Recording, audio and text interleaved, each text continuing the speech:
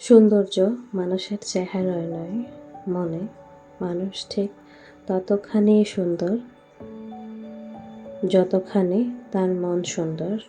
আর পৃথিবীতে সব কিছু পাওয়া খুব সহজ হলেও এই সুন্দর মনের মানুষ খুঁজে পাওয়া ভীষণ কঠিন। যেমন আপনার কাছে কোটি টাকা থাকলেও আপনি একটি সুন্দর মনের মানুষ খুঁজে বের করতে পারবেন না। হ্যাঁ, কোটি টাকা দিয়েও কখনো সুন্দর মনের মানুষ কেনা যায় না। অথচ সামান্য ভালোবাসা দিয়ে কোনো কিছুর বিনিময় ছাড়াই হঠাৎ অনেকের জীবনে এই সুন্দর মনের মানুষরা চলে আসে। আপনার জীবনে যদি এমন একটা মানুষ, সুন্দর মনের মানুষ থাকে, তাহলে বুঝবেন এটা সৃষ্টিকর্তার তরফ থেকে আপনার জন্য উপহার, শ্রেষ্ঠ উপহার। আর এই উপহারকে সবসময় ভালোবাসা ও যত্ন দিয়ে আঁকড়ে ধরে রাখবেন। চাইলেও সে মানুষটা আপনার কাছ থেকে কখনোই না যেতে পারে। হ্যালো এভরিওয়ান, আসসালামু আলাইকুম। আমি সঞ্জিদা বলছি চিটাগং থেকে। কেমন আছেন আপনারা সবাই? আশা করছি ভালো আছেন। আল্লাহর অশেষ রহমতে আপনাদের সবার দোয়ায় আলহামদুলিল্লাহ আমিও ভালো আছি। চলে আসলাম আপনাদের জন্য নতুন আরেকটা ব্লগ ভিডিও নিয়ে। আশা করি আপনাদের ভালো লাগবে। সকাল থেকে ভিডিওটা শুরু করছি, আর ভিডিওর শুরুতে অনেক ভারী ভারী কথা বলে আজকের ভিডিওটা শুরু করলাম। জানি না আপনাদের কাছে কেমন লাগবে। তো এটা আমার জীবন দিয়ে উপলব্ধি করা একটা বিষয়, যেটা আমার সাথে খুব ভালো করেই মিশে গেছে আলহামদুলিল্লাহ। তো যার কারণে ভাবলাম একটু আপনাদের সাথেও বিষয়টা শেয়ার করি। যারা আমার রেগুলার ব্লগ দেখেন তারা হয়তো বুঝতে পারবেন যে কথাটা আমি কেন বললাম। যাই হোক, ভিডিওর কথায় আসা যাক। এখন আমি ফ্রোজেন পরোটা ভেজে নিচ্ছি। এটা আপনাদের ভাইয়া নিয়ে এসেছে, যেহেতু আমি সকালবেলাটা একদমই সময় পাই না নাস্তা রেডি করে, মানে হয় না যে নিজের হাতে নাস্তা বানিয়ে সবাইকে খাওয়াবো, ওইটা আসলে পসিবল হয় না।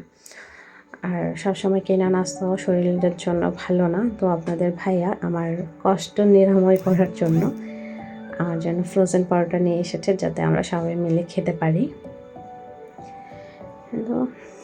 তো এটাই নিজেকে নিজে মানে অনেক ভাগ্যবান মনে হচ্ছিল আর কি। অনেকেই দেখি যে অনেকের হাজব্যান্ডরাই আছে যে টাকা অপচয় করবো কেন, নিজের হাতেই বানাও, এখন সব কিছুর অনেক দাম। বাট আমার হাজব্যান্ডকে আমি নিষেধ করার পরও সে আমার জন্য নিজ থেকে সেটা নিয়ে এসেছে।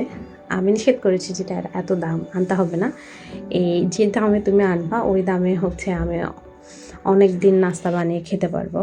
তো ওইটা আমি ওকে বলছিলাম, বাট আলহামদুলিল্লাহ সব কিছুর জন্যই। যাই হোক, আমরা নাস্তা করে নিয়েছি, করে এখন যে কাপ বাটিগুলো হয়েছে আর কি টুকটাক, তো আমি ভাবলাম যে আগে সেগুলো একটু ধুয়ে নিই। আর আমার কিচেনটা একটু ডিপ ক্লিন করবো ভেবেছি, কারণ হয় না যে আপনারা যারা আমার রেগুলার ভিডিও দেখেন তারা তো দেখছেনই আমি অনেক বেশি ব্যস্ত থাকি।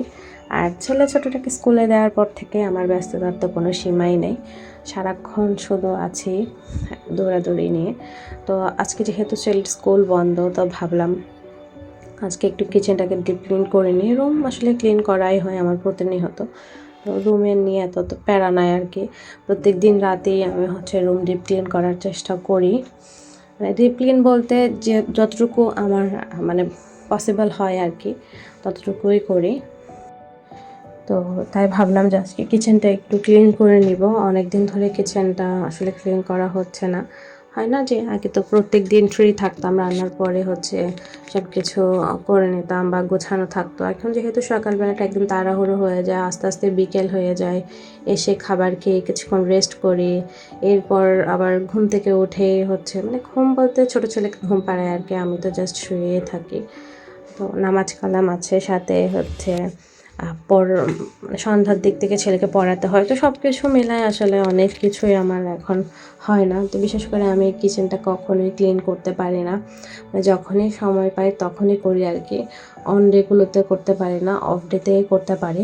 আমার মনে হচ্ছে এখন আমি চাকরি করছি এরকম একটা বিষয়, যে শুক্রবার ছাড়া আমার কোনো ছুটি নেই, শুক্রবার শনিবার ছাড়া। মানে সরকারি চাকরিজীবীদের যেমন হয় আর কি, যে শুক্র শনি 2 দিন বন্ধ, তো আমারও ওই 2 দিনই বন্ধ। আর চাইলেই আমি ছেলের স্কুলটা আসলে মিস দিতে পারি বা পারতাম, কিন্তু হয় না যে আমি একদিন বন্ধ করব, আমার ছেলে দ্বিতীয় দিন সুযোগ পাবে, হয়তো আমি গুরুত্বপূর্ণ কোনো কাজে ওকে স্কুলে নিয়ে গেলাম না বা আমার ভালো লাগছিল না তাই নিয়ে গেলাম না, কিন্তু দ্বিতীয় দিন সে সেটা তো বুঝবে না, বাচ্চা মানুষ, কিন্তু সে বায়না ধরবে, জেদ করবে আমার সাথে, ভুল বুঝবে আমাকে। তো আমি ভাবি যে একটু কষ্ট হলেও বাচ্চাদেরকে রেগুলার স্কুলে নিয়ে যেতে পারাটাই আমি মানে ভালো মনে করি আর কি। যাই হোক, আমার কাপ বাটিগুলো ধোয়া শেষ। আমি বেসিনটা পুরোপুরি ক্লিন করলাম না, জাস্ট এমনি উপর থেকে একটু পানি দিয়ে নোংরাগুলো সরিয়ে দিলাম, যেহেতু আমি এখানে চুলাটা ক্লিন করব ভালো করে। তো যার কারণে বেসিনটা ভালো করে ক্লিন করলাম না আর কি। আর এগুলো এখনও গরম আছে, তো গরম থাকতেই আমি একটু এগুলোকে ক্লিন করে নিব। মানে হয় না যে আজকে আমি তরকারিগুলো খুব মানে তাড়াহুড়ো করে একসাথে 2 চুলায় গরম করে নিয়েছি, যাতে আমি এগুলো ক্লিন করে ফেলতে পারি আর কি। হয় চুলা অনেকক্ষণ অফ থাকবে, যেহেতু চুলাটা একটু ভালো করে মুছবো। তো দেখেন অনেকখানি ময়লা হয়ে গেছে, আর এতটাই গরম আমি হাত দিয়ে ধরতে পারছিলাম না, তো আমি বারবারই নেকড়া দিয়ে এগুলো তুলছিলাম।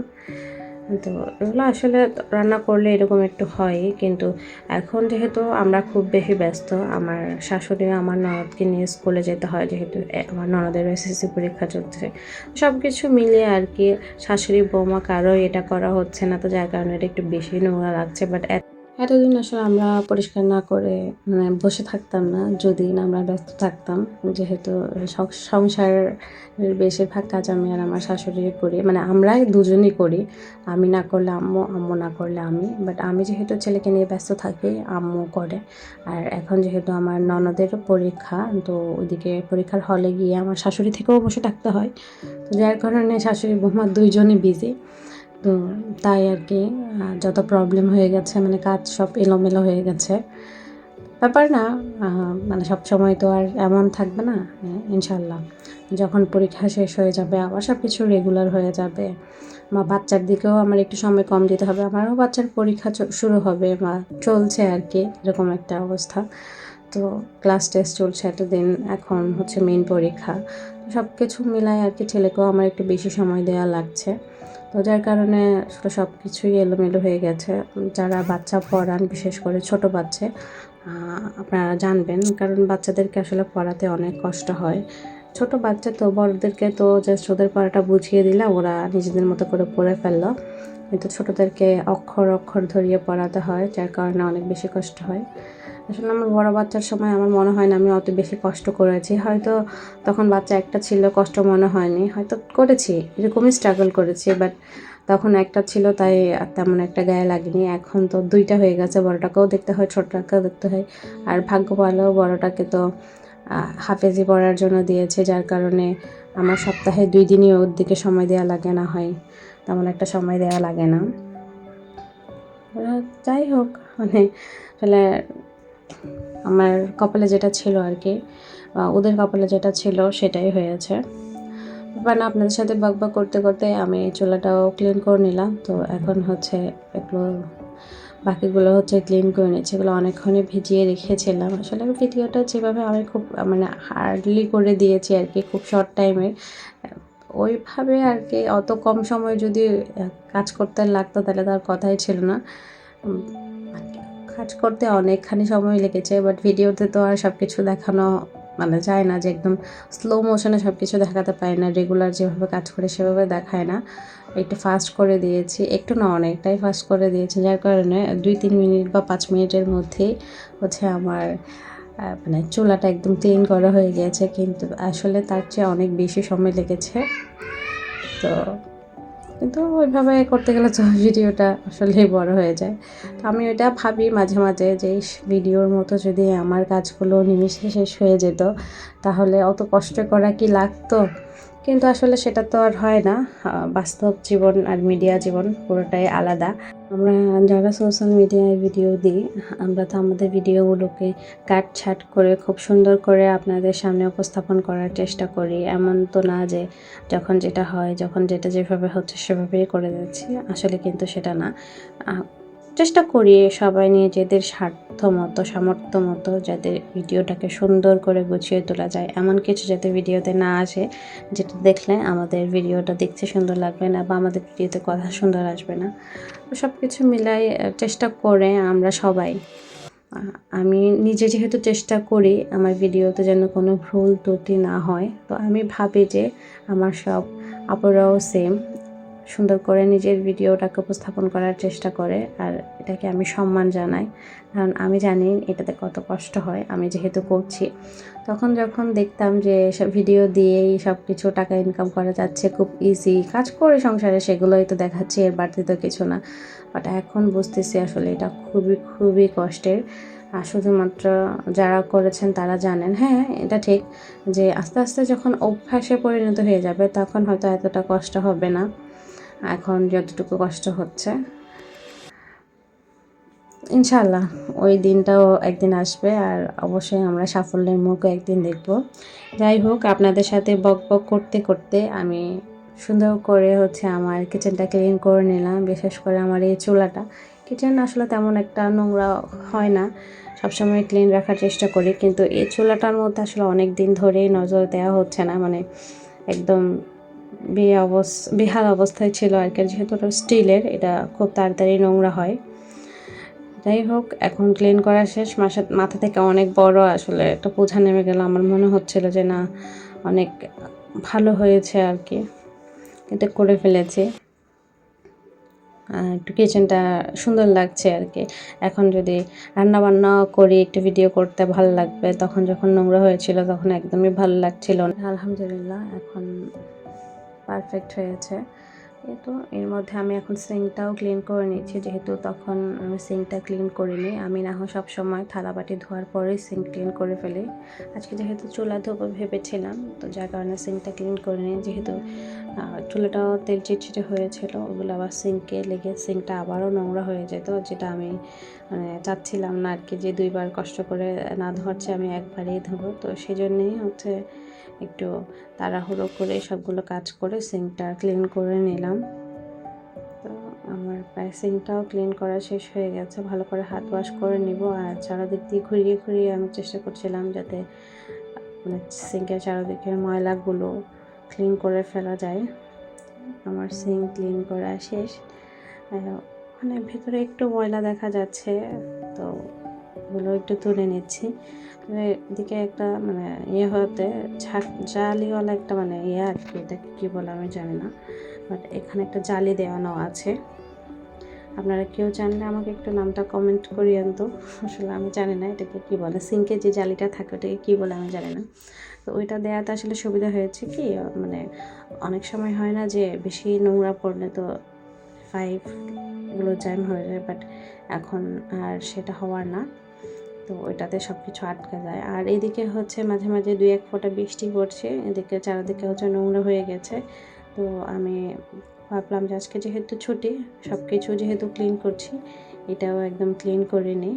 তো একদম এদিকে এখন সব কিছু গুছিয়ে আমি ক্লিন করে নিচ্ছি, আর একটু নেকড়া দিয়ে মুছেও নিব, যাতে যে দাগগুলো হয়েছে এগুলো যাতে না হয়। আমার ছোট ছেলে তো আইসক্রিম খায় বা জুস খাওয়ার সময় এদিকে সব সময় সে একটু একটু একটু একটু করে ফেলে, যেটা আসলে অনেক বেশি নোংরা হয়ে যায়। আর 2-1 ফোঁটা করে বৃষ্টি তো পড়েই মাঝে মাঝে, যেটা দিলে নোংরা হয়ে যায়। তো ভাবলাম যে না, আগে একটু দুই পাশে ভালো করে মুছে নিই, দেখতে মানে ভালো লাগবে আর কি, দেখার সৌন্দর্যের জন্য একটু কষ্ট করলেও মুছে নিলাম। এতো অফ ক্যামেরায় আমি ভালো করে ক্লিন করে মুছেও নিয়েছি, হয়তো আপনাদের সাথে শেয়ার করিনি। আসলে নিজে মানে কাজ করতে করতে ভিডিও করা আমার কাছে কেমন যেন মাঝে মাঝে ভালো লাগে না, বিরক্তি লাগে, মনে হয় যেন না, অনেকগুলো কাজ তাড়াতাড়ি হয়ে যেত যদি আমি ভিডিও না করতাম।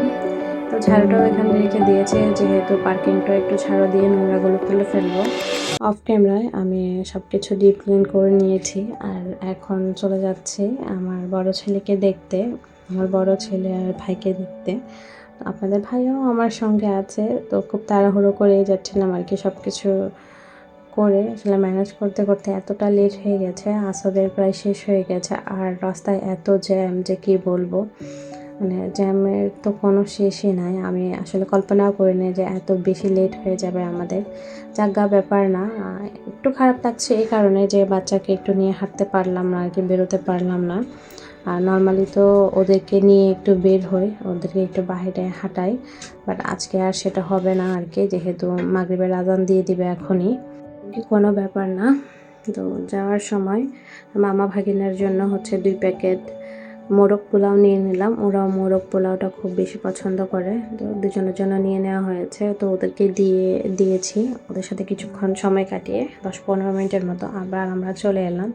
তো খুব বেশি গরম পড়ে গিয়েছে, আপনাদের ভাইকে বললাম যে আমি একটু ঠান্ডা কিছু খাবো, আমার গলা শুকিয়ে গিয়েছে। তো এদিক থেকে হচ্ছে আমরা একটু জুস খেয়ে নিলাম আর কি। এটা হচ্ছে কোল্ড কফি আর একটা হচ্ছে মিট লেমন। তো হালকা একটু ক্ষুধা লেগেছে যেহেতু আমরা সন্ধ্যার নাস্তা করিনি। তো আমাদের বাসার পাশেই একটা রেস্টুরেন্ট হয়েছে।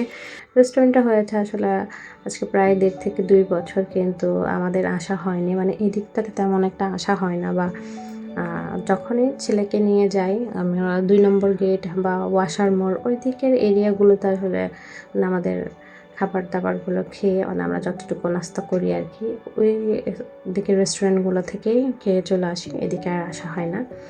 আজকে আর ওদিকে গেলাম না যেহেতু অনেকটা লেট হয়ে গিয়েছে। তো ভাবলাম যে এদিকে আসি, ওখানে কী কী আছে দেখি। তো সবার আগে আমরা একটা মিট বক্স অর্ডার করে নিয়েছিলাম। আমাদের আসলে তেমন একটা ক্ষুধা লাগেনি, মানে হালকা একটু ক্ষুধা লেগেছে। আর রেস্টুরেন্টে এসে ঘোরার খিদাটা বেশি খাওয়ার চেয়ে।